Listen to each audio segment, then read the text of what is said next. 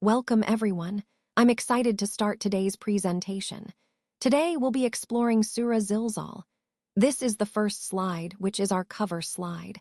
I'll briefly introduce what we'll cover, some insights into the surah, its significance, and key lessons. Let's get started. Alright, so on this slide, we're looking at a powerful concept related to continuous learning and development, which is represented here by the copyright 2025 mark. This suggests a forward-looking approach, thinking about growth and adaptation well into the future. The phrase, "this means that it will move from beneath it," highlights how change is often happening beneath the surface before we even realize it. It's like the ground shifting quietly before the big tremors occur. Then we have the reference to "when the earth is shaken in its ultimate quaking," which is a vivid way of describing a major upheaval or transformation. The verse from 99:1 reminds us that significant change often comes suddenly and intensely, urging us to be prepared for those moments. Connecting this to our overall theme, it emphasizes that continuous learning is essential because the world is always in motion, sometimes subtly, sometimes dramatically. We need to stay adaptable, ready to respond when the earth beneath us shifts unexpectedly. It's about cultivating resilience and being proactive in our development to navigate these inevitable upheavals. On this slide, we see a profound reflection on the concept of the earth revealing what is hidden within it, especially at the time of the Day of Judgment. The phrase, "it will throw forth that which is in it of the dead," highlights how the earth will expose the contents buried deep inside, things that have been concealed for ages. This idea is supported by sayings from the Salaf, the pious predecessors, and it aligns closely with Allah's words in the Quran. For example, in Surah Zilzalah, Allah describes the earthquake of the hour as a terrible event, emphasizing how the earth will shake and reveal what was hidden. Similarly, in Surah At-Takwir, Allah mentions how the earth will become flat and cast out all that it contains, leaving it empty. An interesting hadith from the Prophet Muhammad, peace be upon him, recorded in Sahih Muslim, paints a vivid picture. It describes the earth literally disgorging its contents, gold, silver, and other treasures, so much so that they appear like columns. This is not just a display of wealth, but a metaphor for the revealing of all deeds, good and bad. The hadith also mentions that people will come forward, claiming their actions or possessions as the reason for what is being revealed, like a murderer admitting to killing for wealth, or someone severing ties of kinship for material gain. Yet, ultimately, these treasures will be left untouched, emphasizing that on that day, only deeds and intentions matter. Connecting this to our overall theme, it reminds us of the importance of sincerity and righteousness. The earth will not hide anything anymore, and everyone's true actions will be exposed. This underscores the significance of living a life aligned with faith and justice, knowing that ultimately nothing is hidden from Allah. This slide highlights a powerful moment described in the Quran, where the earth and the heavens undergo a complete transformation. The phrase, meaning, "he will be baffled by its situation after it used to be stable, settled, and firm," emphasizes how, after being steady and secure, the earth will suddenly become chaotic and unsettled. It's a reminder that even the most stable of worlds can change dramatically. We see that this change involves the earth moving and shaking, an inescapable quaking that Allah has prepared for this moment. This isn't just natural trembling, it's a divine act that signals a profound shift. The earth will then throw out its dead people, from the earliest to the most recent generations, a striking image of the earth revealing what's beneath the surface. At that time, people will be utterly baffled by these events, unable to understand what's happening.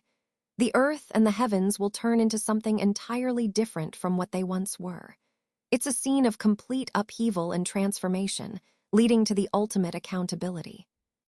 Then everyone will be presented before Allah, the One and the Irresistible. This is a reminder of the final judgment, an inevitable moment when all of creation will stand before Allah. And amidst all this chaos, humanity will cry out, "What is wrong with it?" as if questioning the very nature of existence. This slide encapsulates the concept that no matter how stable things seem, the Day of Judgment will bring about a radical change, forcing everyone to face their Creator.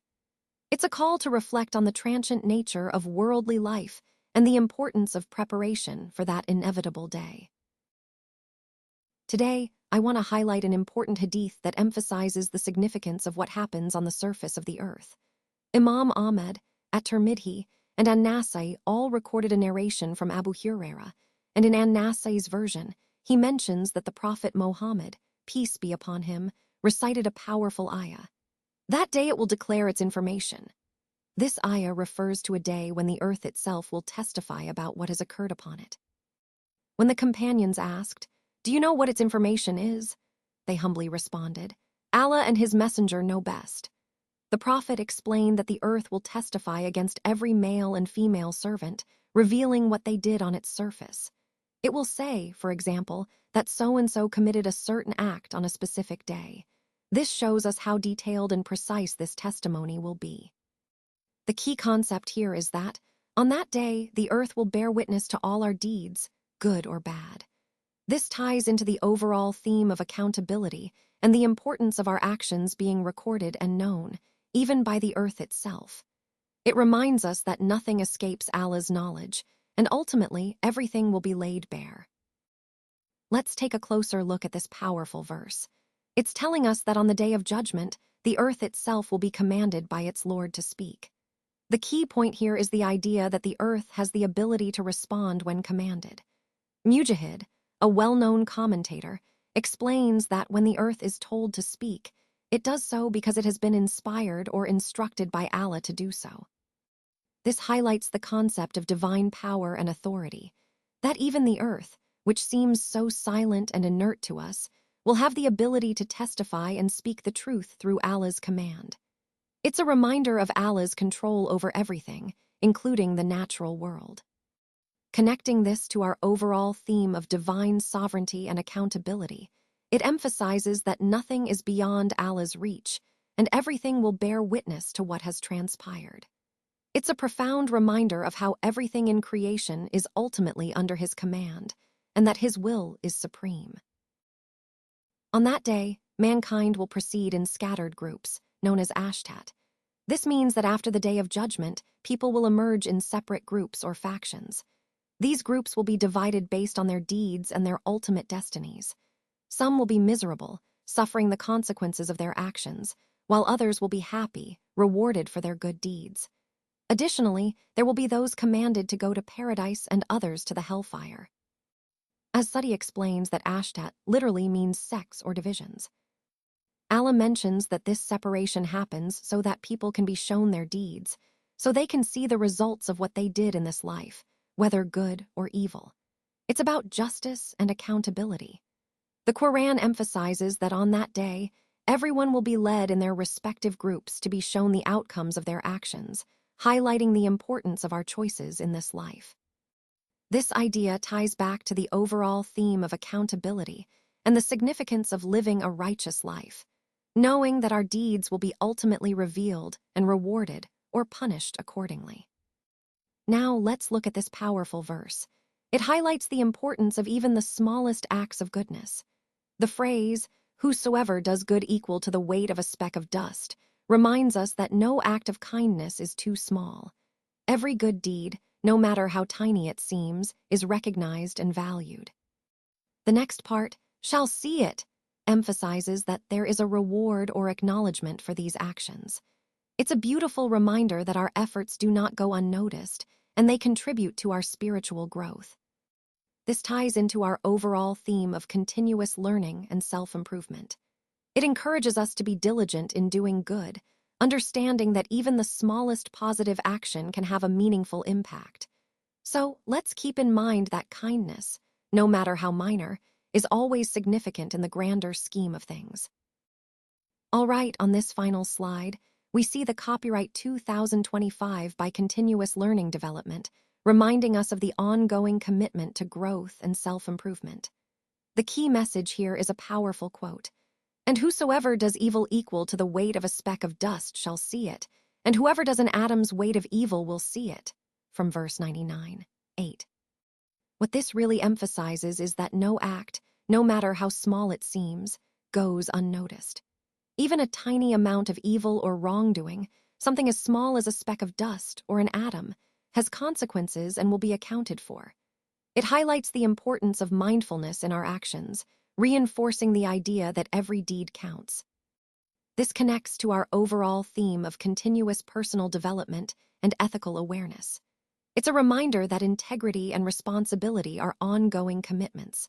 So, as we move forward in our learning journeys, let's keep in mind that even the smallest actions matter, because in the grand scheme of things, they all contribute to our growth and accountability. As we come to the end of this presentation, I want to highlight some important reflections. First, the slide reminds us that we should avoid backbiting and slandering, as these actions are cursed by Allah, which is a serious warning for us all. Instead, we're encouraged to focus on doing good deeds. The message is clear: do good before you're held accountable. As Umar ibn al-Khattab, may Allah be pleased with him, said, "Hold yourselves accountable before you are held accountable, and evaluate yourselves before you are evaluated.